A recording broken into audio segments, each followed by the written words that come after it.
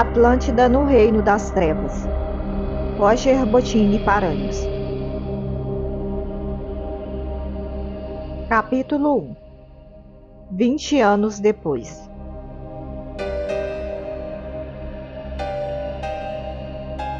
Uma elegante águia real sobrevoava os céus das montanhas de Kandur, imponente, realizando voos precisos, mesmo sob as fortes rajadas de vento daquele fim de tarde. No momento em que ela observava os bosques e os campos à procura de alimento para os seus filhotes, teve sua atenção desviada para algo incomum àquele local ermo. Eram pequenos e distantes pontos negros sobre o gramado verdejante. A imponente águia deu um rasante em direção ao solo e, ao aproximar-se, sua natureza instintiva identificou o alvo. Não eram presas, mas sim terríveis predadores. Ela abriu as imensas asas, que mediam mais de 2 metros de uma ponta até a outra, e deu um grito selvagem, em um misto de ameaça e cumprimento aos seus iguais. Em seguida, deu uma rápida sobrevoada sobre nossas cabeças indiferentes à sua presença e voltou aos céus para prosseguir com sua busca. Mas lá de cima ainda continuou observando aqueles 3 homens vestindo roupas negras, as tradicionais capas dos magos negros atlantes, preta por fora e escarlate por dentro, que pareciam asas, semelhantes às suas, sendo agitadas ao vento. Arnak e Rio estavam de pé, 2 passos atrás, um de cada lado, em respeitoso silêncio. Eu estava de joelhos, com um semblante frio e impassível, em frente à pequena sepultura de Evelyn. Somente as lágrimas que desciam lentamente em meu rosto denunciavam meus sentimentos, mas eram rapidamente dissipadas pelo forte vento que desalinhava nossos longos cabelos louros e secava o pranto que não condizia com a natureza de seres insensíveis como nós. Evelyn tinha sido sepultada dentro da bolha dimensional criada por Atones, para evitar que os atlantes guerreiros importunassem o projeto de preparar dignos cidadãos para migrarem rumo ao mundo primeiro e lá manterem vivos os conhecimentos e a sabedoria de nosso povo, conforme já relatado no livro Atlântida no Reino da Luz. Como eu não tinha mais acesso àquela esfera superior, sofri por não ter como visitar o local de repouso de minha falecida esposa. Porém, algum tempo depois, tive uma grata surpresa. O local onde ficava a sepultura e onde estávamos naquele momento tinha sido retirado da área de proteção. Ou seja, havia descido para a dimensão natural de Atlântida, permitindo que eu realizasse minhas orações aos pés do túmulo de Evelyn. Certamente, meu pai percebeu minhas visitas e quis dar-me esse consolo. 20 anos havia se passado desde sua morte, mas jamais deixara de visitar periodicamente aquele local que simbolizava o fim de nossa união nesse mundo. Éramos muito esclarecidos com relação à sobrevivência do espírito, principalmente por nossa família. Eu sabia que ali encontraria tão somente os restos mortais da adorada consorte. Talvez nem isso, pois sua morte por desintegração atômica deve ter facilitado em muito a natural metamorfose biológica no transcorrer daquelas 2 décadas. Ali havíamos enterrado algo mais residual do que cinzas humanas. Eu necessitava de uma ligação, uma forma de senti-la perto de mim e assim emprestar-lhe minhas homenagens. No entanto, minha passagem para o lado negro terminou por afastá-la definitivamente. Eu não sentia mais a sua presença espiritual em momento algum, algo que era bem mais fácil para os antigos atlantes. Lembro-me de que, durante os melhores anos de nossa vida, conseguíamos, inclusive, conversar telepaticamente a milhares de quilômetros de distância. Agora, isso já não era mais possível, pois estávamos em sintonias espirituais muito diferentes. Em meio às minhas reflexões, sentia que Arnak estava impaciente. O irrequieto amigo desejava voltar logo à capital, mas respeitava minha demora. Naqueles dias, precisávamos estar mais unidos do que nunca. Nossas forças conjuntas, com o Vril, forneciam-nos relativa segurança. Sozinhos, corríamos graves riscos. A luta havia se tornado mais intensa. E, como nossa posição era dúbia, Gadeir parecia estar sempre nos espreitando com intenções perigosas. Além disso, estávamos nas montanhas de Kandur, na Atlântida Oriental, ou seja, nos domínios de Atlas. Arnak preocupava-se principalmente com o encontro inesperado com Nereu, irmão de Ariane, uma das vítimas das paixões desenfreadas do confuso amigo. Sim, muitas coisas aconteceram depois que assumi meu lado sombrio e defini minha posição na guerra. Na verdade, uma posição pouco clara. Arnak, Rio e eu estabelecemos um triângulo fechado, uma união de interesses próprios, conforme o pacto que selamos no dia em que vesti a sinistra capa negra dos magos atlantes pela primeira vez. Em algumas vezes, apoiávamos as diretrizes de Gadei, que reinava soberano sobre o exército da raça branca. Em outras, realizávamos um jogo duplo, causando surpresa em Atlas e em seus seguidores da raça vermelha. Em diversas oportunidades, fomos repreendidos por Gadei por colocarmos nossos interesses pessoais acima daquilo que o grupo defendia.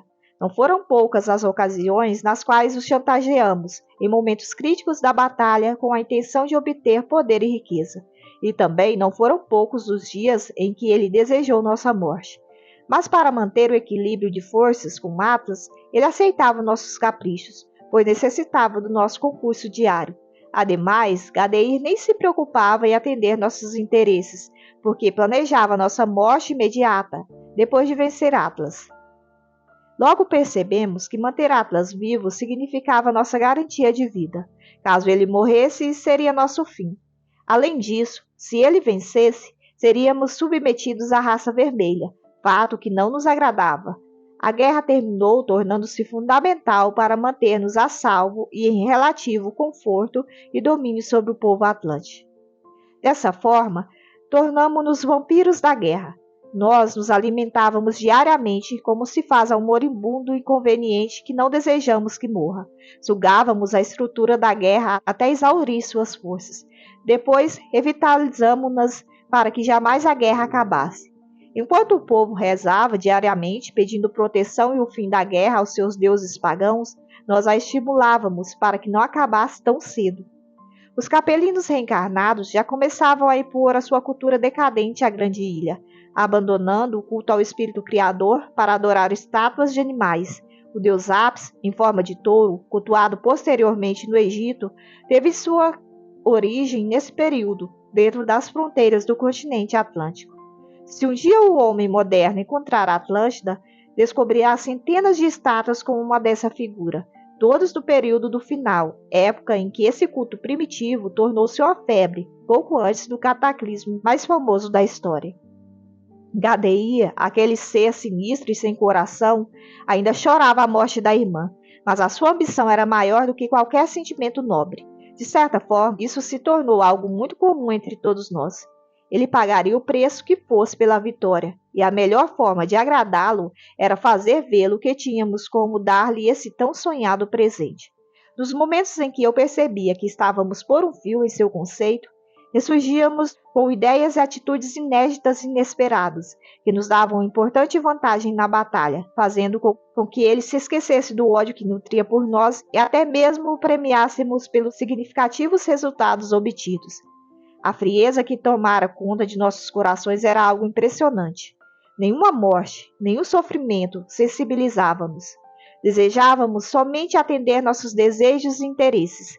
Naqueles dias, nenhum motivo era empecilho para eu atender meus objetivos.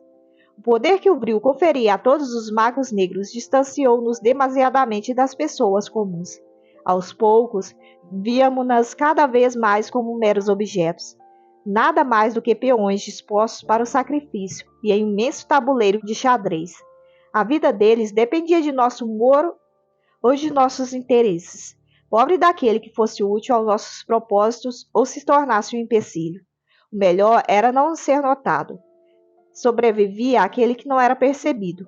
Inclusive, os serviçais pareciam robôs que mal respiravam para evitar um possível dia de desgraça em suas vidas. Se acordássemos de mau humor ou então estivéssemos frustrados por não atingir algum objetivo, alguém poderia pagar caro para aplacar nossa ira. Eu, particularmente, tornei-me arrogante e irritadiço. Caso algum ser comum me dirigisse a palavra sem ser autorizado, cometia grave ofensa, a ponto de eu o punir com a morte. Eu não os respeitava de forma alguma. Inclusive, escondiam suas mulheres de minhas vistas, para que eu não as seduzisse na frente deles, em total desrespeito ao laço matrimonial. Em determinada ocasião, explodi o marido de uma de minhas conquistas, assim como fiz com o assassino de Evelyn, somente porque ele foi tirar satisfação por eu ter assediado sua mulher. Aquele dia, eu não estava para conversa e não o achava digno de ser esposo daquela mulher. Imaginei também que a queria para toda a vida, mas 3 dias depois abandonei-a. Ela ficou viúva e deprimida pelo resto de seus dias. E, assim como uma criança mimada que recebe tudo dos pais sem passar por contrariedades, fui externando lentamente o pior de mim, alicerçando-me no poder fabuloso do vril em minhas mãos. Quem seria louco de desafiar-me ou questionar minhas ações? Apenas Gadei fazia isso. Mas, como era um ser mau e inescrupuloso, não achava minhas atitudes reprováveis. Apenas nos cobrava por estarmos cansados em decorrência das noitadas sem fim, quando ocorria alguma batalha do vril contra os sacerdotes de Atlas. Entretanto, esse comportamento não era exclusivo dos magos negros. Boa parte da civilização atlântica, desde os líderes até o mais ínfimo dos homens, sempre encontrava alguém menor para pisotear e explorar. Somente os fracos trabalhavam, enquanto os poderosos usufruíam do labor alheio. Aos poucos, a sociedade filosófica e espiritualizada de Atlântida tornou-se guerreira e vingativa. O semblante sereno e glorioso da raça estava sendo substituído por olhares de cupidez e vingança. Os mais valorosos eram aqueles que se destacavam nos campos de batalha ou influindo indiretamente na terrível guerra das duas raças. Conceitos como amor e respeito não eram mais dignos de louvor, assim como na sociedade atual, que passa por semelhante processo. O que era certo passou a ser errado, e o que era errado passou a ser certo. As palmas eram para os malandros, que levavam vantagem em tudo. Os honestos começaram a ser taxados de idiotas e tolos. As classes menos favorecidas, que se formaram entre os Atlantes, jogavam-se de cabeça na guerra, na tentativa de tornarem-se bons guerreiros e, assim, saírem da condição humilhante em que se encontravam. Além disso, todos queriam consumir. A falta de espiritualidade levou nosso povo a tornar-se ávido por bens materiais, como acontece nos dias de hoje. Todos faziam qualquer coisa para terem condições de consumir de forma compulsiva. E, para isso, precisavam de dinheiro, algo que era quase desnecessário na época de ouro de Atlântida. Logo, a corrupção imperou rapidamente, pois todos desejavam ganhos fáceis para entregarem-se ao consumismo desenfreado. Como acontece com todos que só pensam em bens materiais, estavam sempre tristes e frustrados, pois nada os completava. O discurso empolgado de Gadeir mobilizava os cidadãos comuns para entregarem-se de corpo e alma à luta fratricida. Não importava se eram homens ou mulheres, todos pegavam em armas para obter uma supremacia racial estúpida e sem sentido, e também para dar sentido em suas vidas distanciadas da luz do Espírito Criador. Muito tempo depois, na Segunda Guerra Mundial, diretamente do plano astral, Gadeir repetiria essa mesma fascinação, utilizando-se de alguns de seus discípulos que estavam reencarnados. Eles foram instrumentos das sombras para tentar repetir o horror do passado. Por esse motivo, o ódio racial foi tão intenso por parte do partido nazista. Mais uma vez, Gadeir tentou impor a raça ariana como a perfeita e eleita por Deus, desdenhando as demais e procurando exterminá-las. Onde estavam a sabedoria e o bom senso atlante? Almas impuras agora dominavam o cenário político da terra de Poseidon.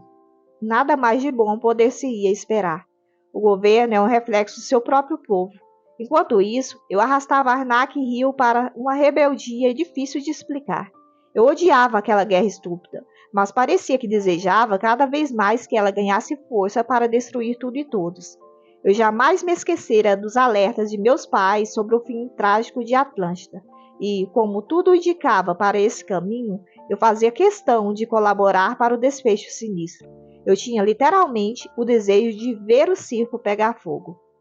Falava para meus amigos que nosso destino era morrermos engolidos pelo apocalipse que fatalmente ocorreria. De forma nenhuma poderíamos ser derrotados antes da grande batalha que ocorreria contra o Espírito Criador. Eu lhes dizia também que esse era o motivo mais importante para arrastarmos a guerra pelo tempo que fosse necessário.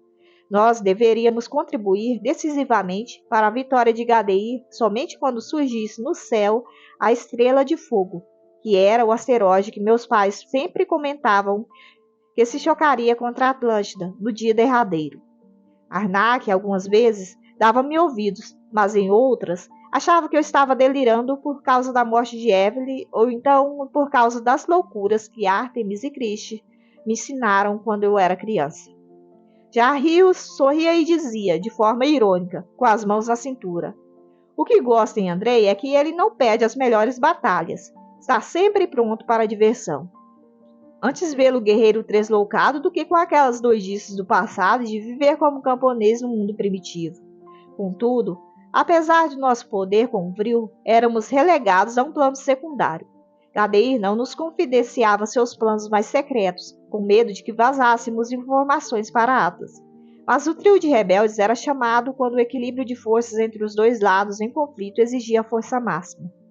Gadeir vivia tenso, porque era notório que, nas batalhas do Vril, Atlas não dava tudo de si. E muitas vezes parecia que o gigante vermelho tinha condições de realizar o golpe final e exterminá-lo, mas isso nunca acontecia. Nosso líder retornava, então, para a capital, completamente exausto e suado, tanto pelo esforço empreendido como pelo nervosismo. Naqueles dias, ele acreditava que escapava da morte por causa da intervenção divina, que desejava a vitória da raça branca, a escolhida dos imortais. Nós participávamos das reuniões mais importantes, mas também era comum nossa ausência, já que as noitadas consumiam nossas forças. Arnak era o mais perdido nesse aspecto, pois tornara-se um verdadeiro alcoólatra irresponsável. Rio era o mais centrado, porém tinha um lado rancoroso muito profundo. Aquele que o prejudicasse jamais seria esquecido. Vingava-se com uma frieza assustadora e repentina, tal qual como uma cobra pronta para dar o bote. Ele nem ao menos nos consultava. Quando percebíamos, seu rival já estava morto. Esse seu comportamento causou-nos alguns problemas também com Gadeir, principalmente quando ele matava sacerdotes de segunda linha de nossa raça. Foram poucos e insignificantes, apenas elementos que tinham reduzido o poder com a grande energia, mas Gadeir não podia se dar ao luxo de perder absolutamente nada, por causa da força assustadora de Atlas. Já Arnak não gostava de sujar as suas mãos com sangue, mas também não se chateava de fazer isso se fosse necessário. Ele sempre lidava com a situação de forma irônica, gargalhava como louco após matar, talvez uma fuga inconsciente para não ter de racionalizar sobre as atrocidades que cometia. Seu inconsciente já era povoado por muitos fantasmas para ele guardar mais dor. Eu parecia ser o único que sentia o peso na consciência decorrente de minhas ações. Eu fui educado sob uma filosofia espiritual cristalina. Logo, entendia todos os intricados processos da vida criada por Deus. Sabia e entendia o que era certo e o que era errado. Agir de forma negativa causava-me desconforto e profundos traumas, que iam se acumulando no porão de minha inconsciência. Entretanto, isso não me impedia de fazer nada. Quando era preciso, matava e fazia sofrer, ainda com um riso de escárnio no canto da boca. Bem que algumas vezes me refestelava com aquilo tudo, como se eu estivesse demonstrando minha revolta pela perda de Evelyn. Se a vida tinha se tornado um inferno, por que não alimentá-lo? Para que ser correto se o espírito criador havia me retribuído os esforços na prática do bem com dor e sofrimento? Ele me abandonara quando mais precisei dele para controlar meu monstro interior. Por que, então, não conspirar contra o projeto da luz na Terra? Eu brincava, ironizando Deus, citando uma das máximas de Antudo. Colhemos o que plantamos, ou seja, o mal que eu fazia era a colheita do plantio que o Espírito Criador havia realizado em meu coração. E, depois, dava gargalhadas, enquanto tomava o alucinante Guaianás. Após as risadas sem fim, eu me deprimia. Meus grandes olhos azuis ficavam parados em um ponto, como faz um louco em seus delírios, e um suor gelado inundava a minha testa, refletindo todo o meu desequilíbrio e os conflitos internos que eu precisava administrar para não enlouquecer. E assim vivíamos como escravos de todos os tipos de excesso, bebidas, sexo desregrado e discursos inflamados de protestos. Passávamos as noites bebendo e filosofando sobre a decadência de nosso mundo, acompanhados das mais belas e sedutoras mulheres de nossa sociedade. Elas riam de nossas asneiras e, dessa forma, divertíamos-nos, esquecendo-nos de nossos problemas do mundo real. Creio que elas nunca deram crédito às minhas profecias apocalípticas, até que o asteroide surgiu bem próximo ao céu e sentenciou Atlântida a seu fim. Ali, meus discursos deixaram de ser delirantes para tornarem-se proféticos, momento em que todos choraram de angústia. Aquela rotina era tão viciante que ficávamos aflitos nas noites em que Gadeir demorava em encerrar os debates sobre as táticas de guerra. Arnak se impacientava de tal forma que Gadeir o expulsava da reunião, debaixo de impropérios, chamando-o de fraco e viciado. Éramos verdadeiros vampiros. Ao cair da noite, precisávamos saciar-nos com a energia vital das belas mulheres de nossa sociedade. Mas não eram as mulheres ou a bebida que buscávamos, e sim um mundo de ilusões para fugir de nossos compromissos espirituais e de nossa dor. Electra, a assassina de Evelyn, terminou não obtendo o que desejava. Ela acreditava que, cometendo seu crime hediondo, conquistaria meu amor com o passar do tempo, caso eu jamais viesse a descobrir que ela fora responsável pela tragédia ocorrida na Grande Pirâmide, que mudou drasticamente meu destino. Em seus delírios, ela imaginou que eu lhe devotaria o mesmo amor que dedicara a Evelyn, pura ilusão de sua parte. Eu apenas nutria por ela uma aparente e injustificável aversão. Minha intuição me dizia para rejeitá-la, apesar de todo o jogo de sedução que ela se empenhava em realizar. É óbvio que, em algumas noites, eu cedia aos apelos daquela mulher atraente, mas tão somente por estar em estado alterado de consciência pelo consumo abusivo de guaianás. Nós transávamos intensamente. Eu a levava a um estado de êxtase jamais sentido por ela, o que era intensificado por sua paixão por mim. Contudo, no dia seguinte, apesar de sua beleza, agia como se ela nem existisse. Jamais participei de algum evento social ao seu lado, que tornava sua revolta ainda maior, porque, além do amor que sentia por mim, ela desejava o status social resultante de uma união conjugal. Ela sonhava também em ter filhos comigo, para que eles fossem herdeiros da grande linhagem dos sacerdotes do Sol. Nada disso aconteceu. Esses 20 anos de desprezo e desinteresse de minha parte haviam-na destruído. Ela envelhecera rapidamente para um Atlante e me acusava de tê-la iludido por todos aqueles anos. Somente as mulheres que se amam verdadeiramente e são bem resolvidas entregam-se sem esperar nada em troca. Aquelas que se acham injustiçadas e abandonadas normalmente são as que entram em uma relação mais para sugar do que para doar seu amor. Geralmente, terminam sozinhas e abandonadas, assim como Electra. Durante as noites amarguradas em que vivia abandonada por causa dessa insana obsessão por mim, realizava funestos rituais de magia negra para vingar-se.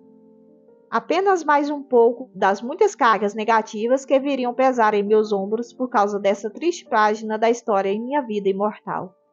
Todavia, o que mais a enlouquecia era que Arnak, Rio e eu não envelhecíamos.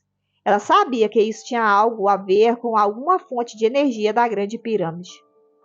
Os boatos que corriam pela sociedade eram de que, após as noitadas, corríamos como vampiros para o grande catalisador energético e lá dormíamos, dentro de câmaras especiais de rejuvenescimento, até altas horas da manhã. Isso era verdade. Tanto era que Arnak, sempre vaidoso, tornara-se obcecado por esse ritual. Eu o fiz prometer jamais revelar nosso segredo a quem quer que fosse. E, como eu tinha programado a pirâmide para atender somente meus comandos, tínhamos o total controle sobre este processo. Naqueles dias, o poder da pirâmide não era assim tão fundamental quanto no início da guerra. Novas formas de manipular o Vril tinham sido desenvolvidas para evitar a escassez do fluido cósmico universal programado pelos Atlantes da Era de Ouro, antes de partirem ou serem assassinados pelos Atlantes capelinos. Muitos morreram por calarem-se sem revelar o que estava acontecendo na atmosfera atlante para o Vril desaparecer sem causa aparente. Alguns sacerdotes dessa era simplesmente afirmavam que a maldade dos novos Atlantes é que fez a grande energia abandonar-nos, mas Gadeir não acreditava nessa resposta. O líder da raça branca os eliminou e depois passou a preocupar-se mais em dominar o Sol Negro e as bombas magnéticas do que se preocupar com a pirâmide Atlante.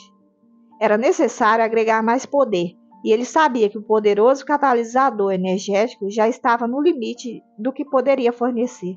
Electra suspeitava desse poder rejuvenescedor e me amaldiçoava ainda mais por não compartilhar com ela essa maravilhosa fonte da juventude, que, além de manter-nos conservados, tinha a capacidade de obstruir qualquer processo enfermiço em nossos corpos físicos. Além da longa mocidade, seríamos saudáveis por tempo indefinido. Era o verdadeiro elixir da longa vida. Simplesmente decidimos que Electra não merecia ser preservada do envelhecimento e jamais revelamos isso a ela. Não éramos generosos. O que era nosso não deveria ser de mais ninguém. Somente meus irmãos recebiam qualquer benefício que estivesse ao meu alcance, e eles faziam o mesmo por mim. Vivíamos para os nossos egos. Não éramos deliberadamente maus. Tudo acontecia segundo algum propósito. Praticávamos o mal, mas para atender nossos propósitos, jamais por sadismo ou perseguição infundada. Não agredíamos gratuitamente, mas éramos intolerantes com servidores indisciplinados. Estávamos no topo da escala hierárquica. Como eu já disse, tratávamos como iguais somente quem dominava o vril.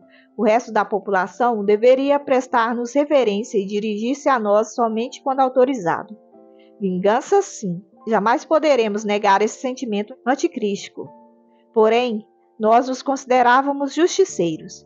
Por que motivo Deus nos teria dado tanto poder se não fosse para realizar justiça, colocar ordem no caos?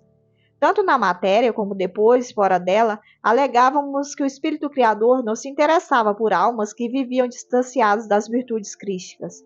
Logo, cabia aos sacerdotes atlantes administrar aquela esfera desprezada pelo Todo-Poderoso. Pertencíamos ao mundo das sombras e precisávamos regê-lo. Eu vivia a ilusão de crer que tinha o controle total sobre a situação. Na verdade, era apenas uma forma de tentar dominar o sentimento de insegurança que nasceu em mim com a perda de Evelyn.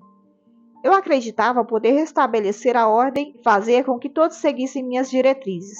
Mas quem era eu, além de mais um perturbado e perdido em seus próprios conflitos? Como eu poderia colocar ordem em Atlântida se minha vida era uma sucessão de tormentos e dúvidas? Eu vivia uma vida desregrada e acreditava que poderia, em determinado momento, fazer nossa civilização perceber que deveríamos retomar os bons valores de outrora. Mas como crer em bons valores se meu comportamento diário estava longe de ser um exemplo de dignidade, assim como era o de meus pais? Minha alma em conflito vivia entre a luz e a treva, como sempre, balançando sobre o abismo, vivendo no fio da navalha. Em alguns dias, eu acordava envolto em luz por ter recebido instruções no plano astral superior, com o objetivo de corrigir meus erros. Dirigia-me às reuniões com os líderes da raça branca com propostas de paz e entendimento, mas ao chegar lá, eu me irritava com a hipocrisia e a vileza de meus pares. Em poucos minutos, eu me esquecia dos ensinamentos de luz e entrava na mesma frequência destrutiva da cúpula do poder do continente atlântico, que caminhava dia após dia para o seu terrível destino. Ao ódio, eu revidava com revolta. Desejava a luz, mas não era tolerante com as trevas. Logo, não conseguia me desligar dos sentimentos negativos que escravizavam minha alma. Perdido nesses pensamentos e ajoelhado em frente à sepultura de Evelyn, eu percebi, mais uma vez, a impaciência de Arnak. Ergui-me, colocando a mão em seu ombro e dizendo-lhe em tom amigável: "Só mais um pouco, meu grande amigo. Já partiremos." Ele fez um sinal de concordância enquanto eu caminhei em direção a uma região mais arborizada do cume daquela montanha. O vento castigava minha capa negra que se agitava como uma bandeira no topo do mastro. Lembrei-me da chegada dos primeiros grupos de alunos àquele ponto alto das montanhas. Apreciei a vista do mar, relembrando a alegria das gêmeas correndo por aqueles campos e bosques, enquanto Evelyn realizava seus estudos botânicos, em uma época em que o clima não era tão severo quanto naqueles novos tempos. As vibrações densas da nova geração de Atlantes desciam o nível vibracional de todo o continente, dia a dia, levando-nos a conviver com intempéries semelhantes às do mundo primitivo. Recordei-me também da satisfação estampada no rosto de meu pai, Atuones, o filho do sol, no dia em que inaugurou o Templo das Montanhas de Kandu. De forma segura e serena, mantendo a esperança na humanidade, ele abraçava os jovens com um sorriso no rosto e sonhava que talvez aquele grupo selecionado pudesse retomar a própria região urbana de Atlântida e recuperar os valores perdidos, em vez de ter de fugir do cataclismo para civilizar o mundo primeiro, como a última geração honrada da grande ilha. Eu sacudi a cabeça e falei para mim mesmo: sinto, meu pai, somos piores que lobos, somos chacais à espera de uma vítima. Jamais poderíamos viver nesse mundo encantado que você idealizou. Somos almas impuras, indignas de tal bênção. Naquele instante, perdida em meus pensamentos, senti uma vibração especial alguns passos adiante. Meu coração não poderia estar me enganando. Caminhei em direção a uma árvore frondosa que se destacava das demais por sua imponência e fiquei com o olhar fixo em determinado ponto. Eu nada podia ver, mas sabia quem estava ali, em outro nível dimensional, dentro do portal que meu pai havia criado para o grupo de alunos. Ali era a colônia de Candur, e eu sentia a presença de Ártemis e das meninas. Sabia que estavam ali, tinha certeza disso. Sim, elas estavam naquele mesmo local onde eu fixara meu olhar.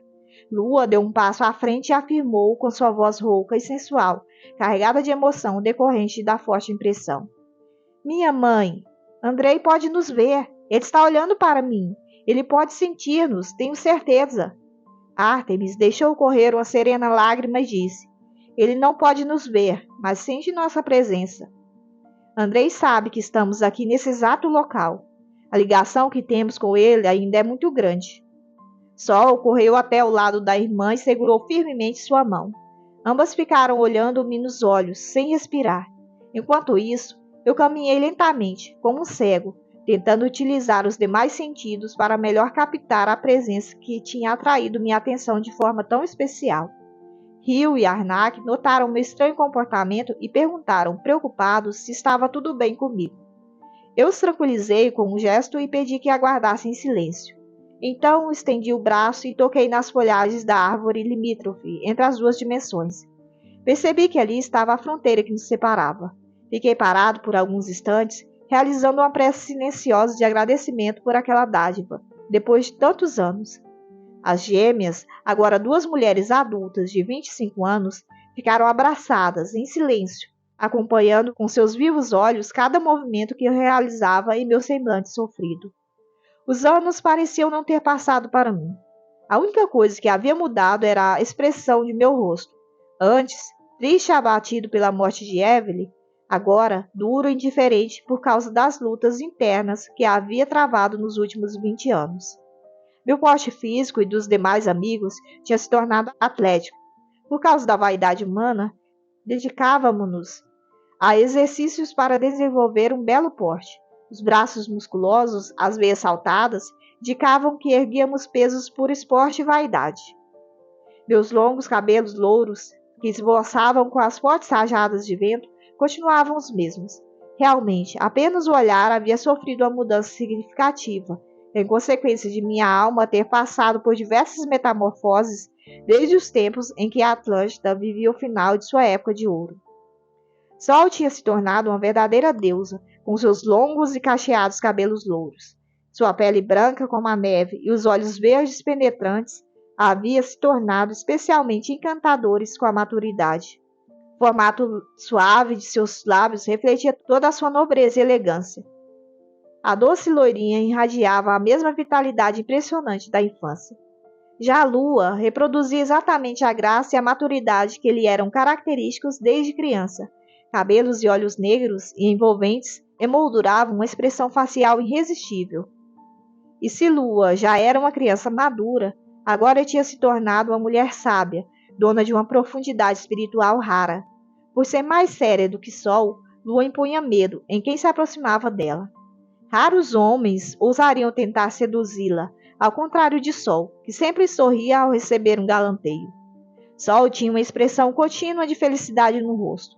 Já a Lua, às vezes, era um tanto melancólica e vivia perdida em pensamentos misteriosos, o que a distanciava das relações sociais. Talvez até por não ser uma legítima representante da raça branca e ter de viver, no futuro, em seu meio. Sol era autêntica, um livro aberto, sem segredos, meticulosa, enquanto Lua era misteriosa, indevassável. Acredito que somente eu conseguia ler seus pensamentos. Nos anos seguintes, eu brincava com elas chamando Sol de minha bela artista e lua de minha bela feiticeira. Mesmo com a túnica discreta de sacerdotisas, demonstravam uma silhueta encantadora. Naquele momento não pude vê-las, mas sutilmente estabelecemos uma conexão telepática, unindo nossas almas como nos velhos tempos, em que elas eram apenas duas crianças arteiras. Senti uma onda de bem-estar envolvendo meu coração e sorri, de forma ingênua e sem malícia, algo pouco comum naqueles tempos. Em seguida, murmurei, sabendo que elas ouviriam no imo da alma. Que saudade, minhas capetinhas! Lua colocou a mão no peito, externando toda a sua saudade, e Sol deixou escorrer lágrimas abundantes dos olhos. O sorriso delas invadiu minha alma, e eu retribuí serenamente. Algo pouco comum em todos aqueles anos desde a morte de Evelyn. Enquanto eu me divertia, em um mundo íntimo, incompreensível aos meus amigos, percebi que eles se dirigiam para a nave que nos trouxera até as montanhas de Candu. Eu, então, encostei minha mão nos lábios e soprei um beijo carinhoso em direção às meninas. Em seguida, girei sobre os calcanhares e corri até o veículo, que já se preparava para partir. Naquele momento, eu não notei, nem mesmo Ártemis, mas as gêmeas ficaram profundamente envolvidas emocionalmente. Rapidamente retornamos à capital, Poseidones, e me dirigi para os meus aposentos. Naqueles tempos de guerra, os sacerdotes do primeiro escalão viviam em um grande edifício administrativo, em amplos apartamentos luxuosos que tinham piscina e sauna privativa. Era importante estarmos sempre juntos e a postos, caso fosse necessário rebater algum ataque massivo dos sacerdotes de Atlas. Passei com passos rápidos pelos guardas que vigiavam a entrada de meus aposentos, joguei a capa em um divã, tirei a roupa e dirigi-me para a ampla banheira de hidromassagem que dava vista para o bosque ao lado. Pouco depois, várias mulheres, entre as mais belas de Atlântida, vieram banhar-me. Não eram servas, e sim mulheres nobres da alta sociedade atlântica que faziam qualquer coisa para estarem ao lado dos grandes sacerdotes do Vril. Certamente eu escolhi as mais belas e interessantes para me fazerem companhia. Mas, naquela noite, eu não queria conversar. Estava perdida em meus pensamentos. Elas imaginaram que se tratava dos problemas da guerra, mas minha mente estava focada em minhas queridas gêmeas que eu não via fazia tanto tempo. Uma saudade profunda se apossou de meu espírito e me deixou nostálgico. Tive que, inclusive, disfarçar uma lágrima ou outra que escapavam de meus olhos. Elas começaram, então, a perguntar-me o motivo de minha tristeza. Beijei todas uma a uma e pedi gentilmente que me deixassem sozinho, porque eu precisava meditar. Todas sorriram e foram para seus aposentos, no amplo e sofisticado edifício. Elas sabiam que eu desejava dormir só. Apesar de eu estar vinculada à linha das trevas, tratava minhas mulheres com total respeito e carinho. Jamais as forcei a fazer o que não desejavam, ainda mais porque eu possuía uma infinidade delas para atender meus anseios mais íntimos.